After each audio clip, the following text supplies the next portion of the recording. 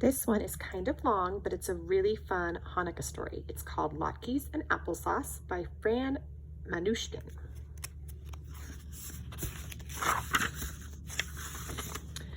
Do you like to eat latkes and applesauce on Hanukkah? Of course you do. Who but a fool would say no to such a question? Well, here's a story about latkes and applesauce and perhaps a miracle. Maybe yes, maybe no. It happened long ago in a village far away where there lived a little family named Menashe. Papa and Mama Menashe were tailors who had 2 children, Rebecca and Ezra. Rebecca and Ezra were wonderful children who helped their mama and papa. Every year, when it came time to celebrate Hanukkah, they dug up potatoes to make the latkes and they picked the apples for applesauce. But one year, winter came suddenly and snow began to fall. Not just a lazy flake or two, or a little bit of a flurry. No, there was a tremendous blizzard, as if all heaven's feather beds had burst. And when did this furious blizzard begin? Of course, on the first night of Hanukkah. Come, sunset is upon us, Papa called to his family. It's time to light the candles and celebrate the Hanukkah miracle. So Papa sang the blessings and Mama lit the shamas, and Rebecca lit the first candle. Ah, they sighed together at the beautiful light. Then Papa set the Hanukkah menorah in the window so all could see its glow. Now, declared Papa, for the next 8 days, we shall celebrate the miracle of Hanukkah with feasting and gladness. Bring on the latkes and applesauce. Papa, said Mama, the blizzard has swallowed our feast. All of the potatoes are buried in the snow, and as for apples, this year we had so few. No latkes, gasped Papa, and his bright eyes dimmed. Ah, well, then let us sip our soup. So, sitting as closely as birds in a nest, Mama and Papa and Rebecca and Ezra sipped their soup together. Then they sang a joyful Hanukkah song with the wind whistling along through the walls. Shh, said Rebecca, I hear someone crying. Soon they all heard it. It's a meowing and crying, as if all the sad spirits in the world were set loose. Rebecca opened the door a crack, and in walked a wet orange kitten. Meow, meow, meow, the kitten cried. Rebecca quickly patted her dry with a rag. Papa, said Rebecca, the kitten must have seen our candles.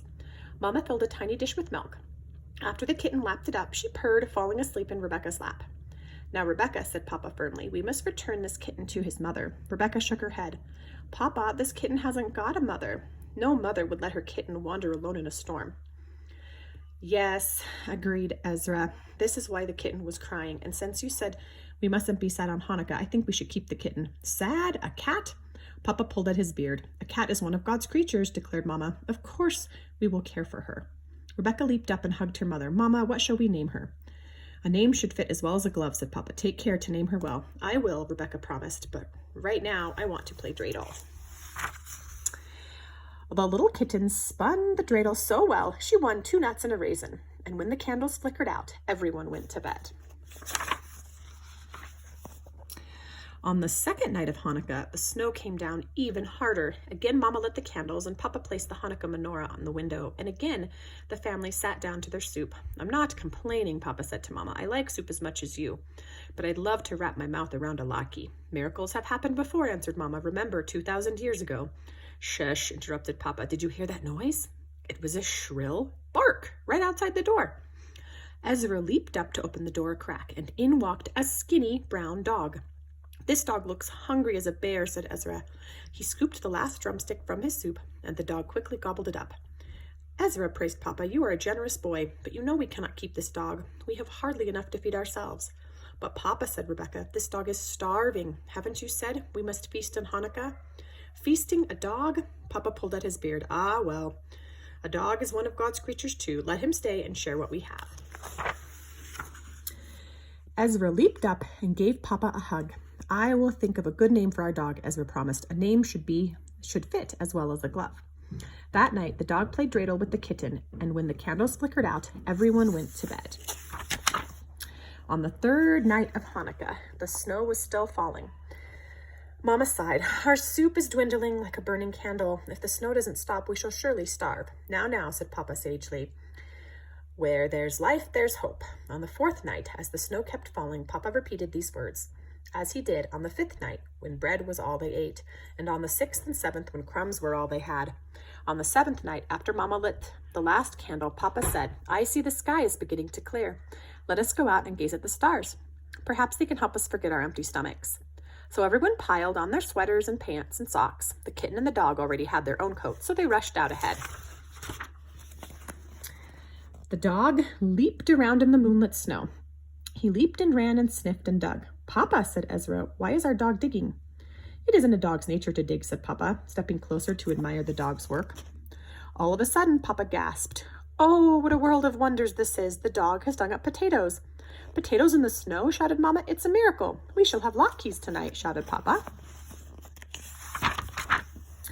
"Meow, meow, meow, meow," came a cry from above. Papa gazed up at the heavens. "The Holy One doesn't meow," said Papa. "So our kitten must have climbed up this tree." "Why is she crying?" Rebecca asked. Papa answered sagely, "It isn't a kitten's nature to climb and cry to come down, and it isn't a person's nature to help her." Quickly, Papa tucked his sweater onto his pants and began climbing up the tree. After slipping and struggling and huffing and puffing, he reached the highest branch. "Come here, little kitten," Papa said gently, and he tucked her under his sweater. Then, sitting far out on a limb, Papa called, "Oh, how beautiful is God's creation. From here I can see all the way to Minsk." "What can you see?" the children asked. "Apples, my children. Your Papa sees apples, red and round, hiding their glory under the snow." "Apples," gasped Mama. "Apples still on the tree? A miracle is happening here." "Apples are always a miracle," declared Papa as he joyfully tossed them down.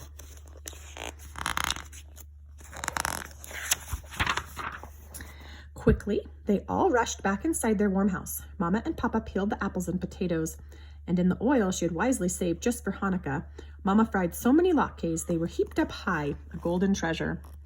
Before the family sat down to eat, they sang a joyful song as they gazed at the final Hanukah candles. Papa, Ezra said, "I have decided to name our dog Latke because he found our potatoes." "A wise choice indeed," Papa said, smiling. "The name fits like a glove." "And our cat's name is Applesauce," said Rebecca, "because she found the apples." "A perfect name," said Mama.